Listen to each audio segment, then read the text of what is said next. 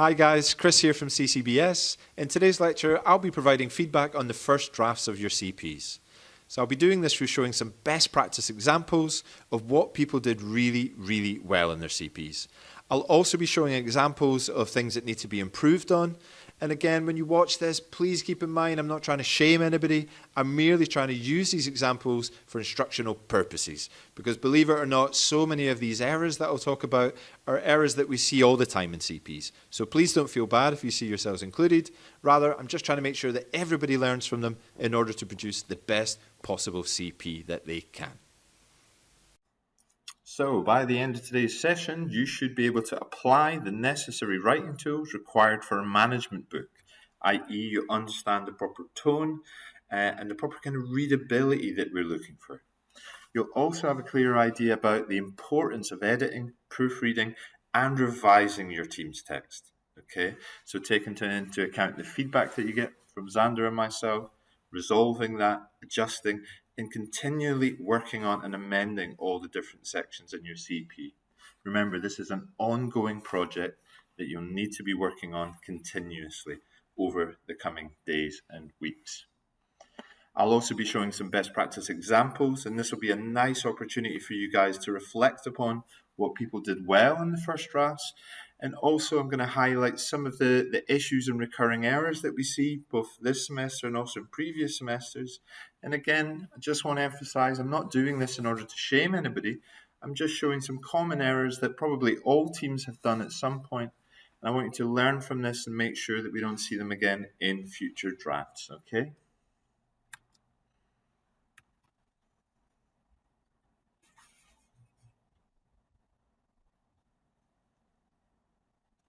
Now, of course, one of the big roles that I play in the course is helping you guys with your English written expression. So at various points in some of the comments, you'll see me reflecting and commenting on your punctuation, your use of grammar, whether the language is perhaps too informal, and also commenting on things like paragraph structure. So please keep in mind, please try and learn from some of the comments. They're constructive, and I want you to address them and equally try and resolve them and make sure that they're deleted each time you hand in a draft of the CP, okay? There I am, flying across the screen, happy as can be. Now, keep in mind, there are multiple different materials at your disposal that are all geared towards helping improve the quality of your English written expression. So, of course, first and foremost, you have textbook in this regard, the style guide and so forth, that really describes in tremendous detail precisely what we're looking for in the CPs. There's also a list of frequently occurring errors as well, which I deliberately included in there in order to show you things that people continually do wrong in previous years and to give you guys an opportunity to avoid some of those errors. Some of those things are still going on though, and I'll point them out later when I show you some examples from the first drafts.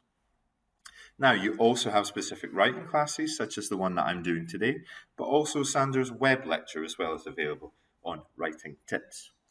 Now, you'll also have the team talks, both in person and over Zoom as well. And again, this is an opportunity to reflect upon your writing, to ask questions, and to engage with some of my feedback in greater detail. And of course, you also have the tangible, concrete feedback itself on OneDrive. So again, take your time, read over these, look at the specific sections that I've highlighted, and see how you can amend them and improve them to be more in line with what we're looking for.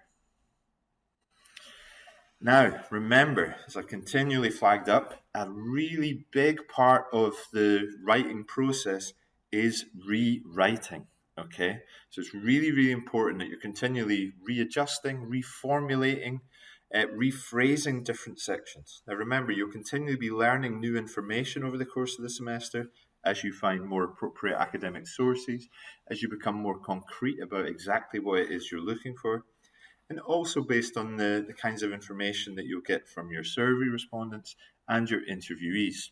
So what you'll find is that you'll need to be continually going back over each section to keep reformulating it and improving it, okay? So keep that in mind. Once you get that feedback, that's only part of the process. You need to keep writing and editing, rewriting every single week. Now, this is just a helpful kind of visualization for me of the process that you guys should be going through each time you hand in a draft. So ideally, this is something that should be performed by one person, so probably the best writer in your group, and you should try and give them 3 or 4 hours before handing to look over, to proofread, to edit, to rewrite, to check for grammar and punctuation errors, to check for referencing, to make sure that there's a logical narrative flow and connection between the different points that you make, to read the CP out loud. Again, it's a really simple technique that helps to immediately flag up phrases that sound clunky, sentences that are awkward, and it equally helps in terms of punctuation. Where should a comma be? Should sentences be split up into two if they're too long, etc.? So really try and use this as a template and a guide for that proofreading and editing process over the next few weeks. Now, please keep in mind again, one of the things we've been trying to highlight is the issue of tone. So you need to be really careful not to write too academically. I'll show an example of what that looks like from one of the first drafts later, okay? But that isn't to say that you also need to write in an informal, bloggy, touristic, or journalistic fashion, okay? It's really important to strike that balance between what we're looking for in a management book, but equally a management book which is geared towards a broad readership. So at various points in your comments, you'll see me perhaps talking about the readability issue. Is your argument clear? Is something too academic? Have you been too informal, for example, when talking about a country in a particular way? Are some of the phrases that you're using more everyday conversational English as opposed to more academic style writing English? So that's what I mean by readability, and I'll show some examples of that coming up. And the other important issue, of course, and this is something I flagged up in some of the feedback, so if you are one of those teams, then this is what I'm referring to. Although, of course, it's perfectly natural to have different members of your teams, perhaps writing different sections, it's really important that you get that proofreader and editor in your team to read over the document carefully and to try and merge it together so that it feels like it's written by a singular author. There's nothing worse than reading a couple of sections that are really great and that have a particular style and narrative flow, and then the third section feels like something completely different, okay?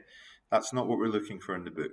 So please keep that in mind. Have somebody who's reading over, rewriting and editing, making sure that everything flows in a similar way. Now remember, what we're looking for in the CPs is a flowing, coherent and compelling narrative. So we want points to follow on from one another logically through the use of things like transitional phrases and signal phrases. We want it to be written for a broad readership, of course, so not too academic. We want it to be well structured, logical and coherent, paragraphs that are relevant to leadership and relevant to the topics we're looking at, such as hierarchy and empathy. Of course, we're really interested in trying to make it as local and as specific as possible to the country you're studying. So the use of native terms and native expressions is a really nice way through which the CPs can come alive.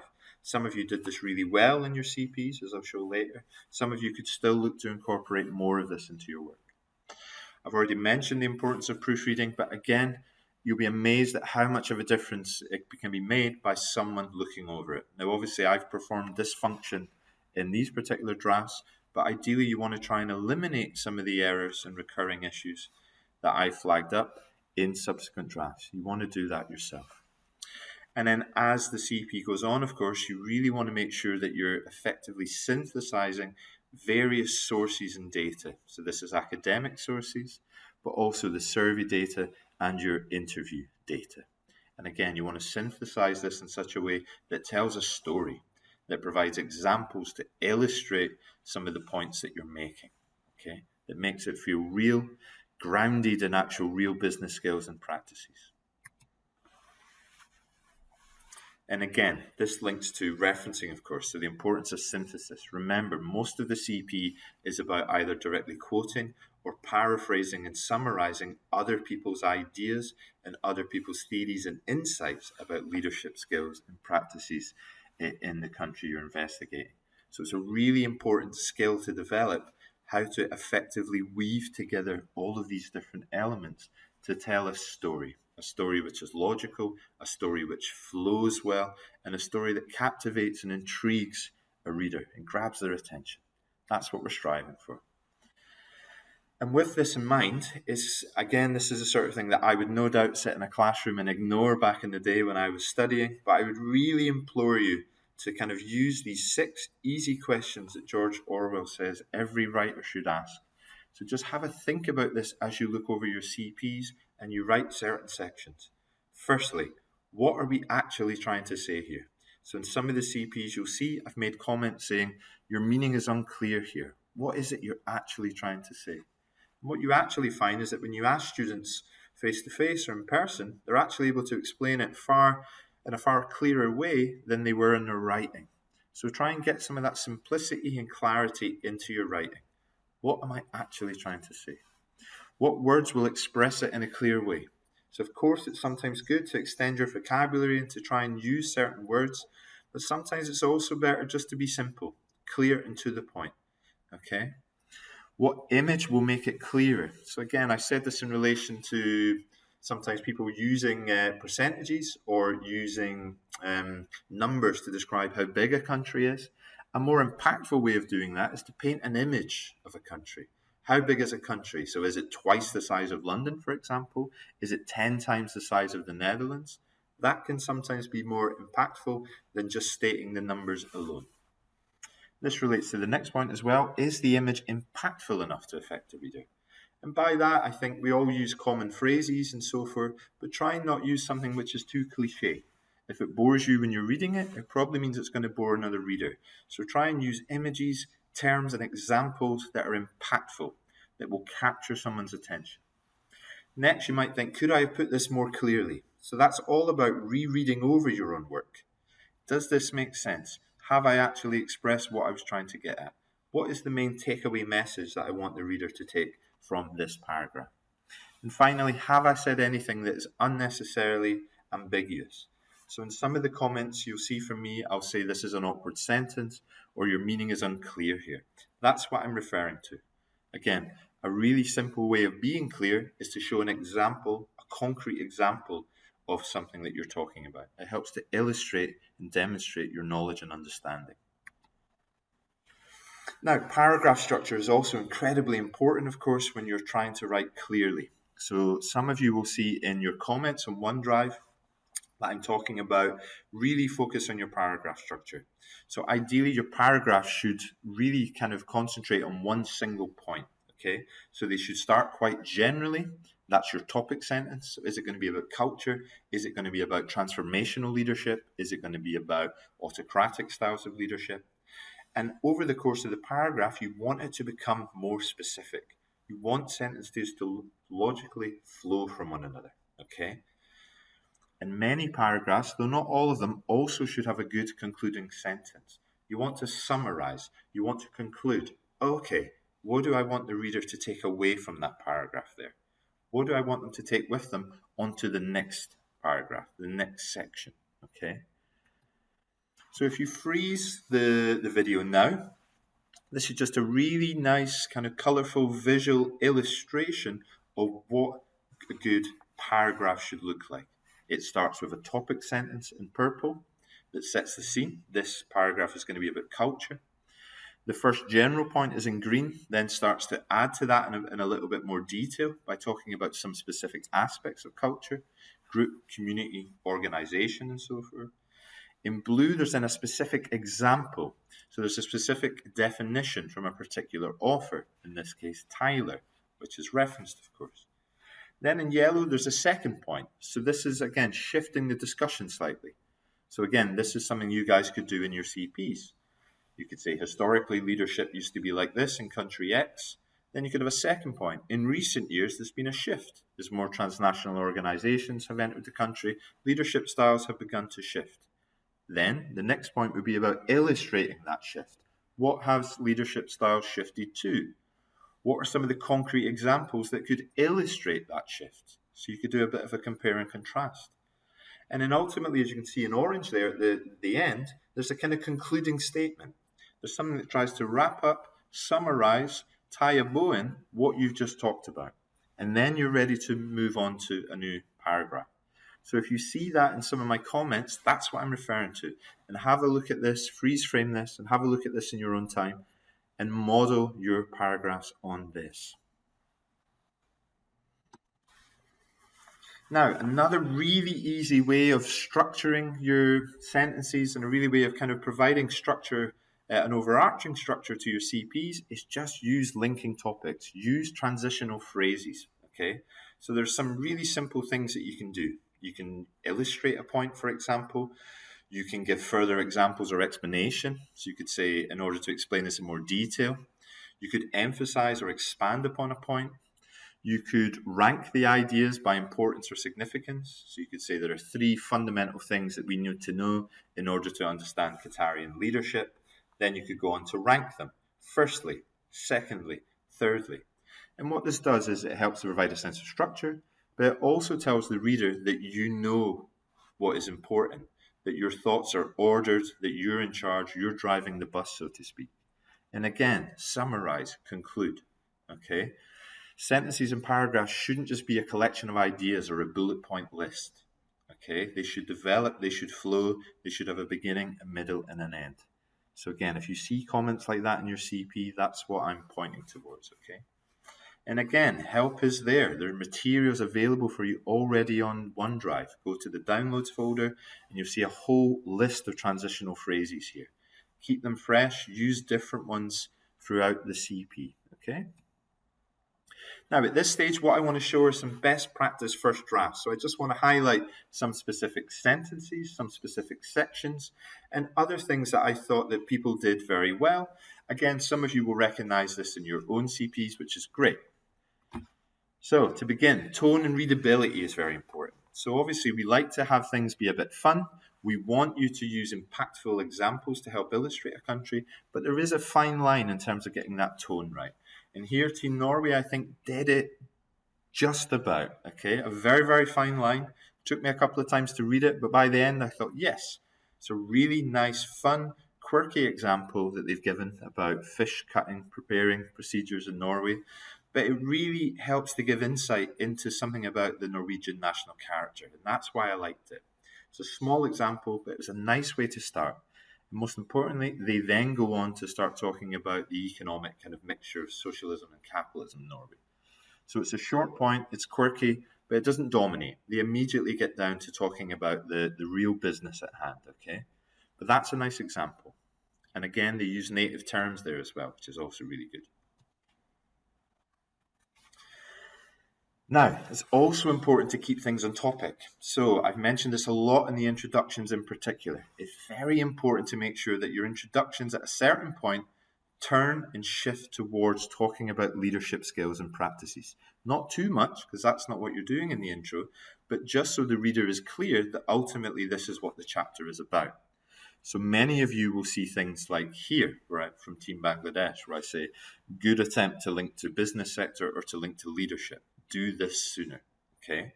But it's good that they've mentioned it, but I'm using this as an example also to flag up to everyone else. Make sure that your introduction actually mentions leadership in it. You'll be amazed how many don't mention the word leadership at all. So please follow Team Bangladesh's lead here. Now, Team Bangladesh again, take a bow, Team Bangladesh, wherever you're watching this. So what do I like here? Well, what I really like is they've included native terms. Now, they've also explained them in English in the sentence, which is why they haven't included them in brackets. Now, ordinarily, that would be the standard thing to do, and many of you will see this in your comments. Please use native terms and use the English translation in brackets afterwards. They haven't done that here because they've written it in English and then included the native term in brackets. But really good. It makes it feel local, specific, and it helps it come alive. And it will help to distinguish this chapter from those that come before it and those that come after it. Really nice practice. That's what we're looking for. Again, really nice, good use of native terms here, this time from Zimbabwe. What I like is they've italicized them. Again, very important. Follow style guide. Italicize native terms to make them stand out, make them pop. And again, they've explained in English what those terms actually mean. But again, it just helps to make you kind of smell and taste the culture a bit by hearing some of these native linguistic terms. Now, here I just want to flag up a nice example of a well-structured sentence or paragraph. So this comes from Team Liechtenstein.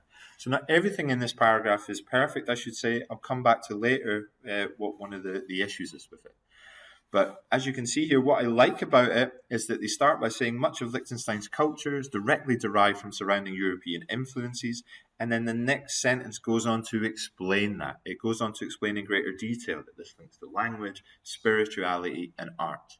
But also has a nice little detail about what it's like to be in Liechtenstein and the fact that they don't like being referred to as if they're Swiss, Austrian, or German.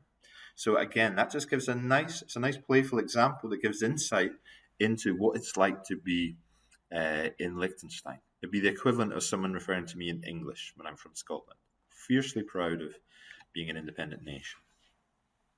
Now, this is from Team Germany. There's several examples from Team Germany I'm going to use in the best practice. But this one, again, is a nice example of a well-structured sentence that's supported by an academic reference. And also they use gender-neutral language, which is very important. So keep in mind, I saw this quite a lot. Most people continually refer to leaders as he. He did this, example. They always use the kind of masculine form, okay? Yes, I know that for various reasons, males dominate leadership positions globally, but it's important that we use gender-neutral language in these CPs. So Germany have done that well here, he or she. Okay, so it's just a very nice sentence. Have a look at this and follow that example. Here's another good sentence, again from Team Germany, which is well supported by a reference. This is exactly what we're looking for. So they've tried to include the reference in the sentence, which is nice. So based on the findings of Broadbeck et al., Germans would describe an effective leader as a person that has a vision, as being inspirational, administrative competent, perfect, and team-oriented. Really good sentence, okay? There's a few wee errors. I talked to Team Germany about that yesterday. But overall, this is the kind of thing that we're looking for. Well-supported arguments. Again, it's important to flag up that although we're talking about high-quality, peer-reviewed academic sources, another real good source of information on a country is governmental reports or the work of think tanks as well. So I flagged this up because it's a nice example. They're using a report that came from the German Federal Ministry of Labour. So again, perhaps if you're struggling to find sources for your country, have a look at certain governmental reports or think tanks who are publishing and reporting on leadership skills and practices in your country. Again, it's well referenced. The point that they're making is grounded in legitimate high quality work. And again, that's exactly what we're looking for here. Here is an effective use of the numbering that I was talking about earlier. So over the course of this argument here, Team Bangladesh have used firstly, secondly, thirdly, furthermore, and so forth. And here, finally, is a nice way of structuring the argument for the reader. And this just helps things to logically flow. It helps to tell the reader where they are in the course of their argument, okay?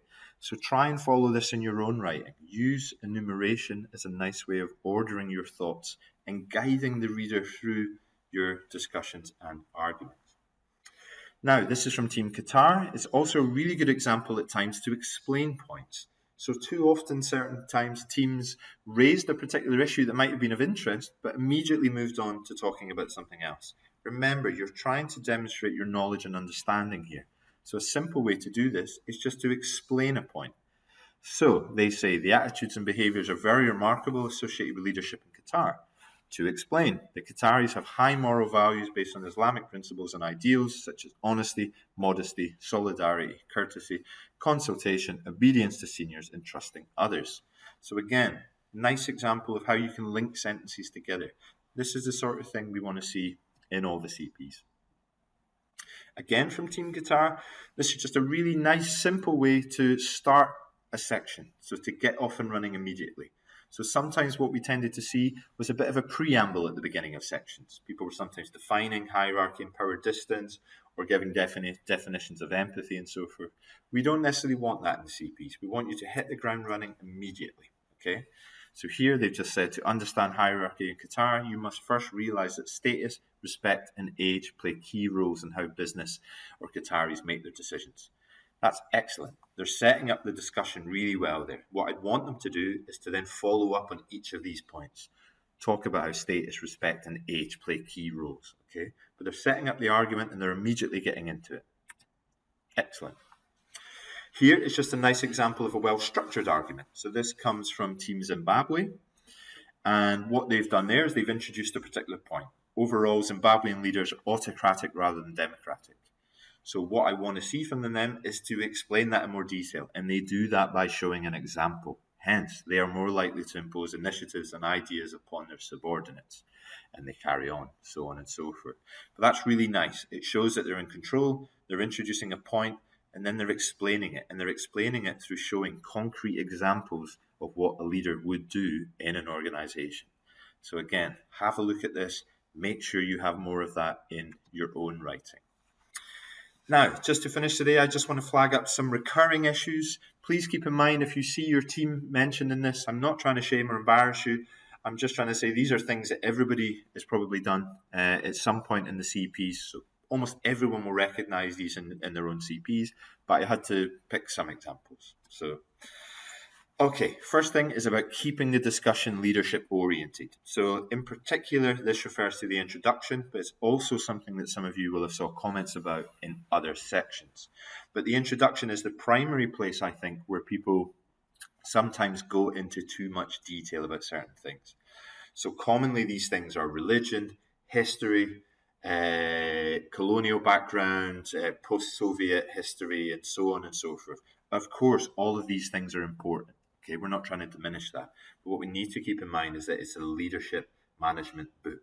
Okay, so the introduction eventually, halfway through and towards the end, needs to shift towards becoming more oriented towards leadership practices and skills. So in this example, as you can see, there was just a little bit too much information about the royal family. So I've highlighted the section in pink, but the actual whole section starts before that. So there's probably about 10 or 11 sentences there that are all dedicated to talking about the royal family in Liechtenstein. Okay, so it's not necessarily what we're looking for in the introduction. So tighten that up, take out some of that background information, and really, if you are including it, try and think, why does this matter for leadership in 2020? Okay, so keep it focused is what I'm trying to say.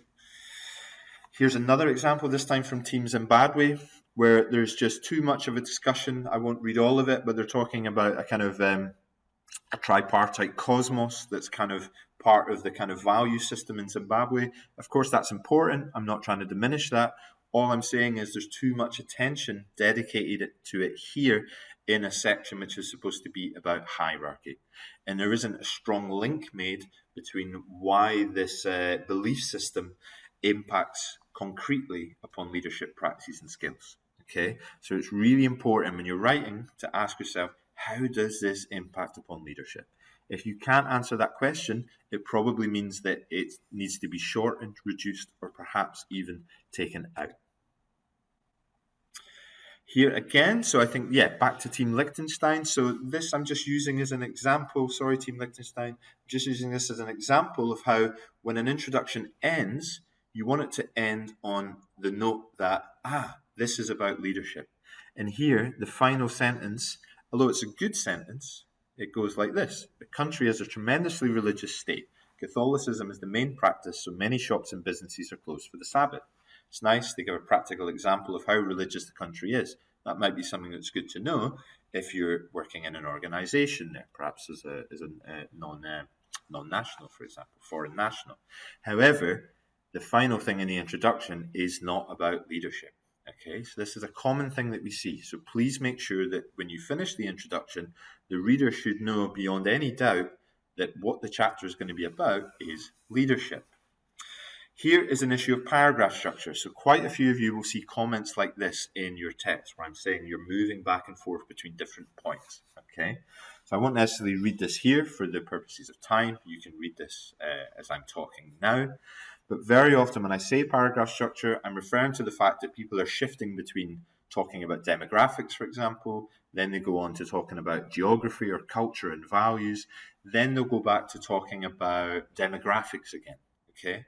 So it's really important, as I say, that you structure your ideas. Are you talking about culture? Are you talking about values? Are you talking about geography? Keep focused on that, and when you're ready to move on to something else, use a linking sentence, use a transitional phrase to signal to the reader that you're moving on to talk about something else. And once you have, don't return back to something again. Okay, you need it to flow and develop along. So this is another example of that. And again, I'm just highlighting this because earlier in the introduction, they'd already talked about kind of the population and so forth. The discussion then shifted towards talking about the kind of different textile industry and different aspects of Bangladesh, but then they've returned again to talk about the population, okay? So I'm just using this as an example of a more general issue that we tend to see quite a lot, and that's moving back and forth between different things. So the demo stuff, the historical background, the religious, cultural values element should come towards the middle of the introduction, but by the end of the introduction, you want to really start honing in on talking about leadership skills and practices. Not in too much detail, because that's what the next section's about, but enough detail that someone knows what it's going to be about. Now, as we start to kind of bring this lecture to a close, I just want to talk about some particular style guide issues. So remember, it's really important to study the style guide because this will be questions on this in the midterm exam. But one issue that I saw is people continually using EG. So as mentioned in the style guide, don't use EG in your CPs. Write it in full, for example, or that is, or other ways in which you can write that. The other issue is the word nowadays. So nowadays is correct in English, but it tends to be more of a conversational English, okay? So in academic, writing like this, just use the word today or in contemporary Qatar, for example, or contemporary Liechtenstein or whatever it might be, okay? So if you have nowadays in your CP and you know who you are, please take it out. Next, I just want to flag up when citing native terms, that's really, really great. Please do it. Firstly, make sure that you italicize the native term so it stands out. People did this inconsistently. You need to be consistent with it. And the other thing to be consistent about is to make sure that you include an English translation in brackets after this. So Ordnung here in German, as I learned yesterday from the guys, it should be in brackets. It should say order. Again, it's just a nice way of helping guide the reader if they're not familiar with that language. The other issue is concerns percentages and how and when to cite them. So as we mentioned in the style guide, we'd rather that you try to not use percentages at all really in your introductions. Sometimes when you're talking about GDP and so forth, you may feel it's essential. Okay, fine. But when you do, keep in mind that in UK English, we use a point rather than a comma when expressing percentages. Similarly, when you're citing numbers, so population sizes, for example, in UK English, we use commas to separate large numbers as opposed to points. Now here, this was a common theme. So what you might see is lots of comments where I'm saying if you're making an introductory statement at the beginning of a sentence, so this could be something like consequently, furthermore, moreover, in addition to this, or here when people use the year, which is quite common, in 2005. So what you would tend to see in UK English after an introductory remark like that is a comma, okay? So if you see a comment like me from this in your CP, that's what I'm referring to. Just helps to structure the sentence better. So I mentioned earlier that readability is incredibly important and we don't want you to be too academic. Now this is an example. So when I say too academic, usually that means that people are going into too much detail in terms of defining power distance, for example, by Hofstede, or defining empathy. Now, in other essays that you might write for other courses, of course, that is par for the course. But here in CCBS, we're much more interested in seeing you apply these particular ideas. So we know what power distance is. You don't need to necessarily waste time at the beginning of your section defining it for us. Rather, already start beginning to show us how power distance plays out in your particular country. So we saw this a lot, but I'm just using Team Bangladesh because I was looking at that at the time. This is another example of perhaps being too academic. So I can't think now off the top of my head, forgive me, which team this is, but if you're in that team and you're looking at the video, then you'll know who you are. Might be Zimbabwe. Maybe I'm wrong. Sorry, Zimbabwe, if that's not the case. So here, you can read this in your own time because it's quite a long section. It's just too academic-y. So the terminology is too technical. It's not aimed towards a broad readership. And it's not directly linking to empathic leadership, which is what that section should be about. So it's too wordy, it's too long, it's too abstract. Simply put, it's too academic. So scale that back. Readability is key. What are you trying to say? Okay. The other thing is kind of grammatical issues in proofreading. So quite a lot you'll see me saying this is an awkward sentence, I would rephrase this, I would reconfigure this, comma splice and so forth. What I'm referring to there is really just the issue of proofreading and editing. So many of these errors that you'll see in your CPs can be eliminated by having someone read something out loud. So I'm going to read this sentence out loud, not to embarrass anybody, but just to show you what I mean, how reading out loud can immediately eliminate ambiguity. So the high uncertainty can be traced back by the results of a survey that researches, there seems to be a comma, a quotation mark, can be better paraphrased as, quotation mark, the high uncertainty can be traced back to the results of a survey that analyses what motivational factors are of Bangladeshi employees. Now, this isn't the standard of that whole CP by Bangladesh. It's actually very good. But you can see already, if someone had read this out loud, they would have immediately noticed why it doesn't work, why it's clunky, and why there's mistakes there. I think something's maybe just been spliced, maybe taken out and put elsewhere, and it's just simply been overlooked. Again, of course it happens all the time. But by having someone read over it out loud, you can save yourselves work in the future and save me work at the time. Now, another thing that came up a lot is the grammatical issues and also ambiguity. So what's really bad if you're a reader is when someone sets up a riddle or a tease or tells you how complex something is and then doesn't go on to show you how complex it is. So this is an example of Team Qatar here. So it says, in Qatar, where the expatriate is around 80%, makes the leadership style a complex phenomenon. So on the one hand, there's some grammatical issues, obviously. The guys know that.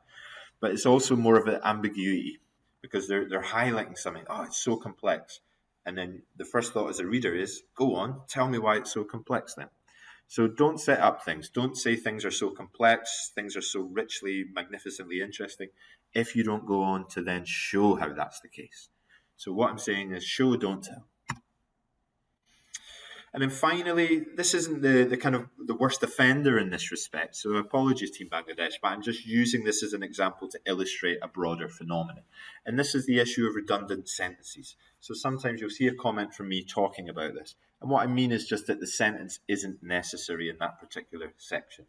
So particularly in the empathy section, we tend to see this a lot. People tend to spend a lot of time talking about what empathy is, perhaps defining it and so forth. Bangladesh don't necessarily do that, but they do have 2 or 3 sentences that feel like they belong to a different section. Okay, so they've already talked about hierarchy. So what I'd like them to do is just to get straight into talking about empathy in this section. And this is a message to everyone. In your empathy section, just immediately start applying it to your particular country. We know what empathy means. We want you to show your knowledge and understanding through applying it, through illustrating it, through showing it in relation to your specific country. Okay, so when you see redundant sentences, that's what I'm referring to. Now, the last kind of issue relates to APA guidelines. So for the most part, the referencing was pretty good, but we need to make sure it's absolutely perfect moving forward. So one of the big things I saw was people using initials in the in-text citations. So keep in mind, all you should have is the surname. So no initials and no first names. Okay? So we shouldn't see Jeremiah here, and we shouldn't see Alice Z. It should simply be their surnames and the year, unless you're directly quoting, in which case it should be the surname, the year, and the page number. And finally, last but not least, the dreaded full stop. So please, this is the last time I ever want to see this. I'll let you away with it this time. You might have just missed it in Style Guide, but nobody can say they don't know now because I'm shouting it on a video to you. Please, every time you reference and you have an in-text citation, the full stop always comes after the bracket. That's because the reference itself is considered to be part of the sentence. Simply put, I couldn't write anything about Zimbabwean leadership unless I used a sentence, and therefore, unless I used a reference. And therefore, when I write a sentence about it, I'm attributing that sentence and the knowledge in it to that specific reference. So it's only once I cited that reference can the full stop then come in. So, simply put, every time you write a reference, the full stop comes after the bracket, not before the bracket. Okay, guys, well, hopefully that feedback will be helpful to all of you. Please keep in mind, as I say, I wasn't trying to shame anybody, but I'm merely trying to show real concrete examples to help you all produce the best possible CPs you can. Now, please try and resolve, address, and delete these comments in subsequent drafts of your CP. And remember, we want to see a clean second draft folder, okay? Slap liquor.